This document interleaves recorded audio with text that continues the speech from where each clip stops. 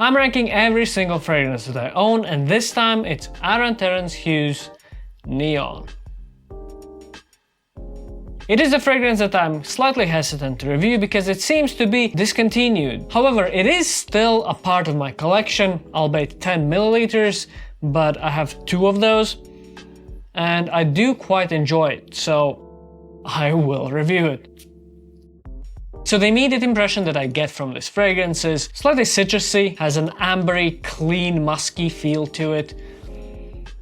Is slightly also fruity, maybe a bit of pineapple, I'm not sure, but undoubtedly synthetic, has a window cleaner vibe, which I'm not a huge fan of, to be honest. So in the air it smells more clean, airy, it's nice to smell, really, but on the skin it is a bit too much for me. The synthetic vibe is a bit too much there. Strength-wise, I'd say it's an easy 8 out of 10.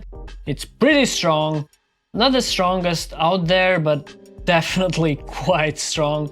Pleasantness is kind of a personal thing, but for me it's a 7 out of 10. Uniqueness, I'd say, is also an 8 out of 10, because while it is undeniably smelling like an Terence Hughes fragrance, so you can just immediately pick up that, oh wait, it does smell like his fragrances, it's not particularly unique within his collection. In the opening, which is like 10 minutes in, it definitely becomes more pleasant. To me, it becomes like from a 7 out of 10 to a 9 out of 10. Uniqueness and strength basically stay the same, and from the notes I can definitely pick up some cumin in there, and you know, it has this clean ironed clothes vibe, but it is still very much synthetic. And it is still something that I don't quite enjoy that much. However, it is definitely much more pleasant than, you know, at the initial spray. In the heart, about 2 hours in, it has mellowed out quite a bit more, which is a super positive thing because it definitely becomes a lot more palatable. It smells a lot more balanced, the sweetness is much more nice, the synthetic citrusiness, it is kind of gone away, and it's starting to reveal more of that clean, musky, iron clothes type of smell, which is very characteristic to Terence Hughes. And there's a tiny accent of the spicy ambery molecules that I quite enjoy, you know, norlimbanol, ambrosanide, and they are quite apparent in the air. So on the skin you wouldn't notice it that much, but in the air these are the molecules that I notice the most. So it smells quite different in the air versus on the skin. In the dry down, about 3 to 5 hours in, it has definitely become even more mellow. The citrusy synthetic smell has basically gone away, and it leaves us with a more musky, sweet fragrance scent that I really enjoy. And this is the part where this fragrance, among other Terence Hughes fragrances, also stand out to me. They have this super amazing dry down, which I love, and it projects, and it stays, and it lingers, and it stays on clothes, and it stays for days, right? So it stays in your clothes, in your pillows, in your hair. It becomes this permeating scent that you kind of just pick up on once in a while, and it is actually kind of wild to me how much this fragrance, how much it can actually just remind you of itself, even days, weeks after you have worn this. And in the deep dry down, which is 8 to 12 hours in, it basically becomes a skin scent. It still projects a little bit, but it is very much a skin scent. It stays quite linear, so it smells basically the same as it did in the previous few hours.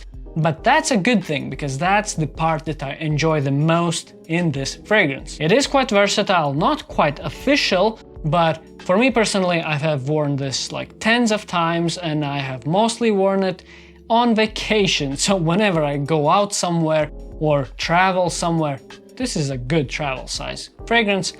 And I wear basically just this because it doesn't overpower me too much. It is, you know, quite casual, quite versatile, any summery months. Wintry also, it can work. The dry down is amazing for winter months actually. I love Terence Hughes fragrances.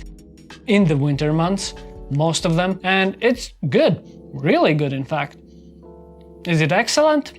Let's see that in the rankings. Alright, so ranking-wise, among my other fragrances, I think Neon. Is it excellent? Honestly, it's not. It's really, really good. It definitely tops Gucci Guilty for me, Absolute, because it lasts a lot more and I have used it a lot more. So I enjoy this fragrance quite a bit more as well. It is easy to wear, it's nice. Yeah, I think it's just really good. So yeah, it's a really good fragrance. Quite versatile, smells like Terence Hughes type of stuff. And it's a bit of a shame that it has been discontinued, but obviously I don't feel too bad about it being discontinued. There definitely are fragrances that can just supplement for the loss of this one for me. So the next week will be the first week of the quarter, and I will probably take some time off from YouTube and other side project activities from myself, just to kind of level myself and understand where I am, what I want to do next and how to improve things. And I'm not going to be gone. I'll be back, definitely, but probably next week there won't be a video unless I work extra hard this week, which is highly unlikely because there is Lord of the Rings in the theaters, and fun fact, I haven't seen it before, so minus 12 hours in my schedule this week. Probably while you're watching this video, I'm watching Lord of the Rings. Man, this is crazy. My friends literally told me that they're not going to speak to me until I watch the whole trilogy. So, good luck to me.